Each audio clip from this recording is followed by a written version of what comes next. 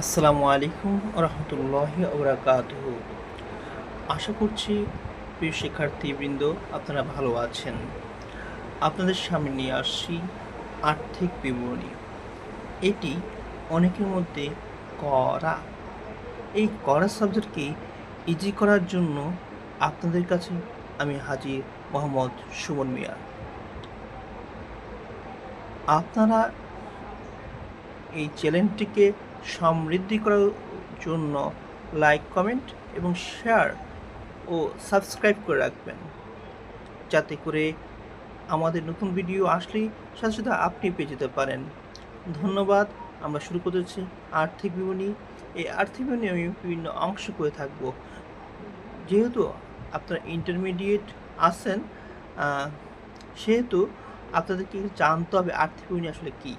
অনেক সময় আমাদের আর্থিক বিবরণী সম্পর্কে না জেনে, না বুঝে বিবরণী করতে আর্থিক বিবরণী করতে গিয়ে বিভিন্ন ঝামেলার মধ্যে পড়ি। এই জন্য আমি এর আন্তপাত্য যা কিছু আছে সব নিয়ে সহজভাবে আপনাদের নিকট এটি ইজিলি করার চেষ্টা করব ইনশাআল্লাহ। তো চলুন আমরা শুরু করতে চাই আর্থিক বিবরণী। আর্থিক বিবরণী প্রথমে এর সংজ্ঞাটা আমরা পড়ব। প্রশ্ন আসতে পারে আর্থিক বিবরণী কী। এটা যেহেতু আপনার ইন্টারমিডিয়েট, এটা আসবে না, কিন্তু পরবর্তী সময় আপনাদের এই সংজ্ঞাটা খুব কাজে লাগবে। আর্থিক বিবরণী হলো কারবারের বা প্রতিষ্ঠানের আর্থিক কার্যাবলীর প্রতিচ্ছবি। এই লাইনটা আমরা গুরুত্বপূর্ণ, আমরা এই লাইনটাকে আন্ডারলাইন করব। এমসিকিউ প্রশ্ন আসতে পারে যে আর্থিক বিবরণী কারবারের কি। আমরা লিখতে পারি তখন আর্থিক বিবরণী হলো প্রতিচ্ছবি, আর্থিক কার্যাবলীর প্রতিচ্ছবি, আর্থিক কার্যাবলীর প্রতিচ্ছবি। এর মাধ্যমে স্বার্থ সংশ্লিষ্ট বিভিন্ন পক্ষের নিকট তথ্য সরবরাহ করা বছরের ব্যবসায়ের কার্যাবলী পরিচালনার মাধ্যমে 31শে ডিসেম্বর বা 30শে জুন পর্যন্ত কী পরিমাণ নেট মুনাফা বা ক্ষতি, সম্পদ দায়ের মোট পরিমাণ এবং মালিকানা সূত্রে সমাপনীর পরিমাণ চাওয়া এই বিবরণীর মাধ্যমে হয়। এই বিবরণীর মাধ্যমে চাওয়া হয় এই জিনিসগুলো। আসলে আমরা এখন আসি এই আর্থিক বিবরণী কোন কোন পক্ষ আমাদের নিকট চিনতে পারে। দেখেন, একটি কারবারে দুই ধরনের ব্যবহারকারী থাকতে পারে। একটি হচ্ছে বাহ্যিক, একটা হচ্ছে অভ্যন্তরীণ। অভ্যন্তরীণ কি কারা? ব্যবসা, কোম্পানি পরিচালনা পর্ষদ, বিভিন্ন ম্যানেজার, আপনার হচ্ছে কর্মচারী, অভ্যন্তরীণ অডিট কোম্পানি, অডিট, অভ্যন্তরীণ অডিট, এই অর্থাৎ নিরীক্ষা যে একটা অংশ থাকে একটি কোম্পানি, এই কোম্পানির মধ্যে নিরীক্ষা করে থাকে, তারা এই ধরনের আর্থিক বিবরণী চেক করে থাকে। তো সেক্ষেত্রে আমাদের এটা ওদের ব্যবহার করে আসে বাইরে। প্রথমত আমরা বড় বিনিয়োগকারী, কারণ একটি প্রতিষ্ঠান দিন দিন এটা সমৃদ্ধি করবে বিনিয়োগকারীদের মাধ্যমে। তো বিনিয়োগকারীদের জন্য প্রথমে এটা আমাদের এই আর্থিক বিবরণীর বিভিন্ন অংশ তারা চেয়ে থাকতে পারে। দুই হচ্ছে সরকার, কারণ সরকার বিভিন্নভাবে কর ধার্য করে থাকে, সুযোগ সুবিধা দিয়ে থাকে। এই কারণে তারা এ ধরনের নোটিশ, দলিলপত্রগুলো অর্থাৎ আর্থিক বিবরণী প্রতি বছর একটি চেয়ে থাকে। কর কর্তৃপক্ষ, আপনি কর ধার্য করার সময় অবশ্যই আপনার নেট মুনাফা বা ক্ষতি, মোট মালিকানা সম্পদ, মোট সম্পদ, মোট দায়, এইগুলো ওরা বিবেচনা করে এরপরে আপনার এটাকে অ্যাপ্রুভ, নট অ্যাপ্রুভ অথবা সত্যায়ন করে থাকে। কেননা এই আর্থিক বিবরণীর ছাড়া, সত্যায়ন ছাড়া, নিরীক্ষকের সত্যায়ন ছাড়া কর ধার্য করা হয় না বা কর কর্তৃপক্ষ কর গ্রহণ করে না।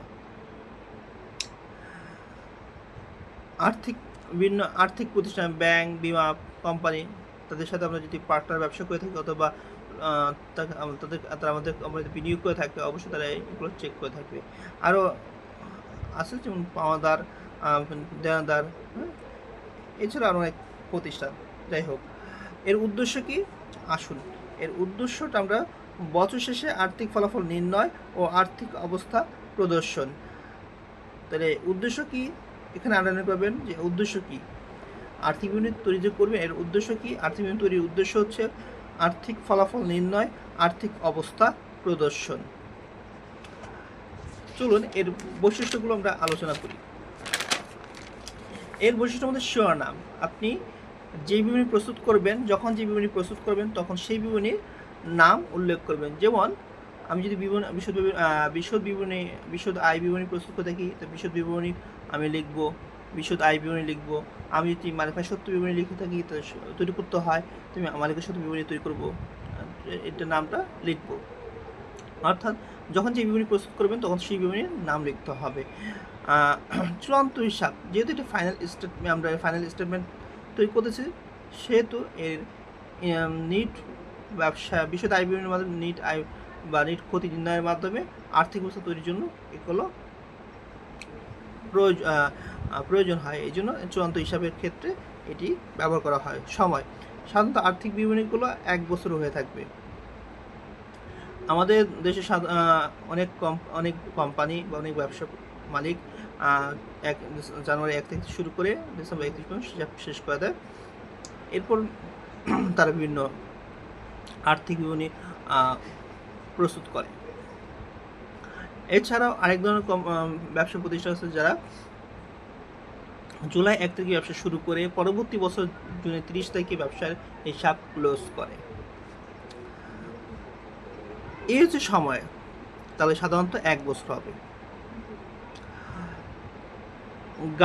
গাপ প্রয়োগ, আপনি যে আর্থিক বিবরণী প্রস্তুত করবেন সেই আর্থিক অবশ্যই গ্রাফে গ্রহণযোগ্য নীতির অনুসারে আপনাকে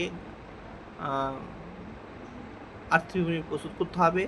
আমি আপনাদের সুবিধার্থে এটা ফুল মিনিং অনেক সময় এমসিকিউতে আসে, জন্য লিখে রাখলাম। জেনারেলি অ্যাকসেপ্টেড অ্যাকাউন্টিং প্রিন্সিপালস, আপনারা নোট করে নিন, এটা খুব গুরুত্বপূর্ণ। আর্থিক বিবরণীর ক্ষেত্রে টাকা বা মুদ্রাটা কী হতে পারে? ডলার। আমরা যে দেশের জন্য আর্থিক বিবরণী প্রস্তুত করবো সে দেশের মুদ্রার নাম লিখব, ঠিক আছে? যেমন টাকা অথবা ডলার অথবা রিঙ্কিট বা রুপি ইত্যাদি।